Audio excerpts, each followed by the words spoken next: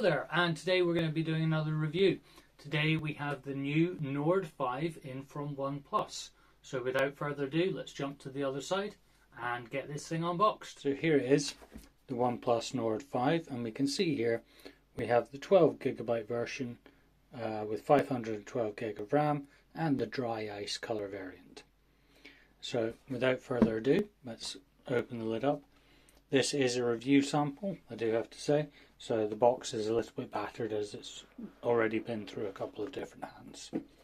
So on top we've got a little info sheet, and this will contain things like SIM ejection tool, quick guide, safety guide. Very slim, so there's no case in there. On the front there, that's the phone, we'll come back to that. Just see what else is in here. Just a paper insert, and your typical USB-C to A OnePlus charging cable. And this will be capable of fast charging speeds when used with the OnePlus SuperVOOC charger. So 80 watts of SuperVOOC charging, 18 watt PD, so if you're using a power delivery charger, and bypass charging. It also has reverse charging at 5 watts, but no wireless charging, unfortunately. So onto the device itself, just pop it out, and you can see that dry ice color, which is really quite nice.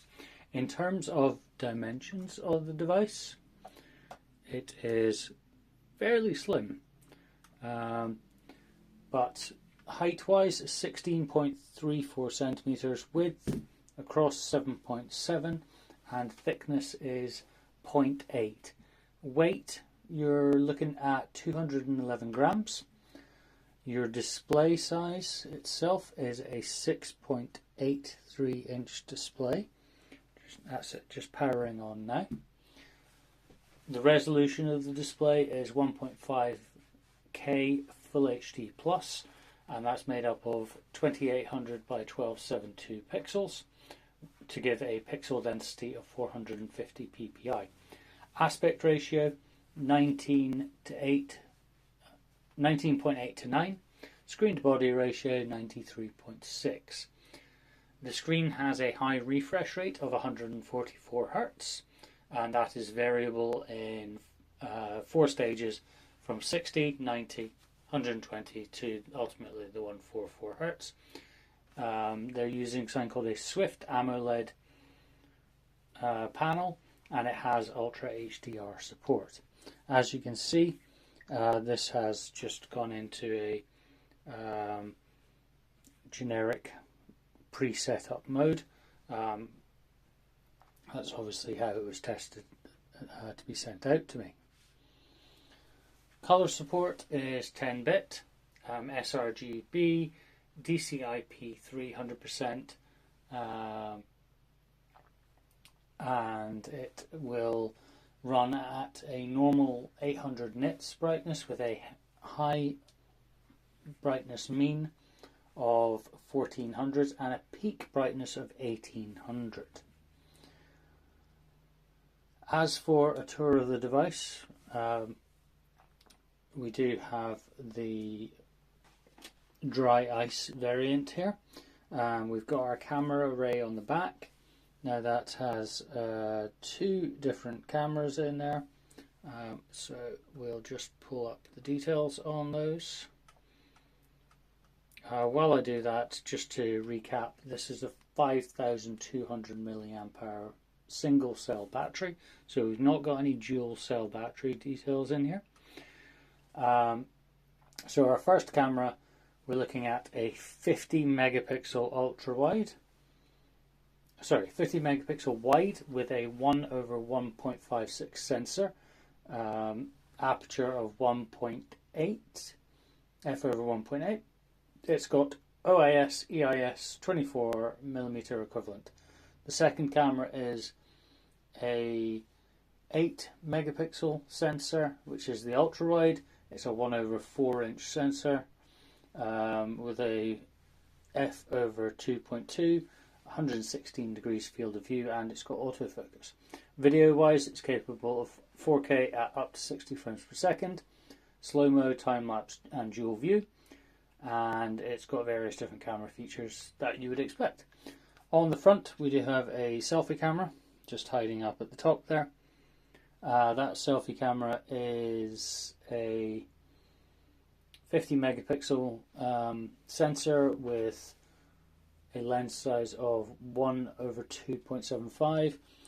The aperture is f/2.0, 90 degree field of view, and it's got electrical image stabilization. It is also capable of recording 4K up to 60 frames per second, and it's usable for face unlock, panorama, selfie, portrait, nightscape selfie, dual view video, time lapse, slow mo. Again, all the usuals. It is a dual SIM capable device, and that will most likely be in the form of a back-to-back SIM slot, but we will just double check because I also want to check for a waterproof ring on the SIM slot. So we'll just have a wee look. Yes, we do have our little red waterproof gasket, and it is a back-to-back SIM slot. On the bottom of the device we do have our pinhole microphones, two by the looks of it, one speaker, and a USB 2.0 Type-C port. No mention of display output, but I very much doubt that. On the left hand side we no longer have a alert slider. We now have the plus button, I believe they're calling this, and this can be configured for various different actions. Up the top we've got a what looks like an IR blaster and a couple of microphones, at least I'm guessing. That might be a output for a speaker. On the right hand side you have your volume rocker and your sleep wake button. No fingerprint reader because this will have an in-screen fingerprint reader. This is a fairly standard loadout for a OnePlus device in terms of software. I've not gone through any setup or anything like that at the moment. It does have the my pet hate of splitting the notification area and the control center. However, if this is anything like previous OnePlus devices, you should be able to combine those two, which will be an option in here somewhere.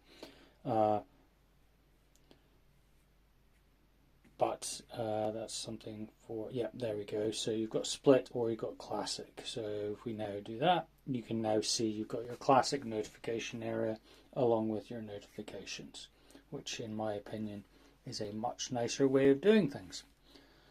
That is a very, very brief tour of the OnePlus Nord 5. I am going to be using this as my daily driver for the next couple of weeks, and it is available now on oneplus.com. It comes, as I mentioned, in this dry ice colour, and I believe there is also going to be a black variant which will have its own different name. I'm guessing it's going to be black or something similar. So if you like this video, that's awesome. Thank you for watching, and I will, as I said, be using this as my daily.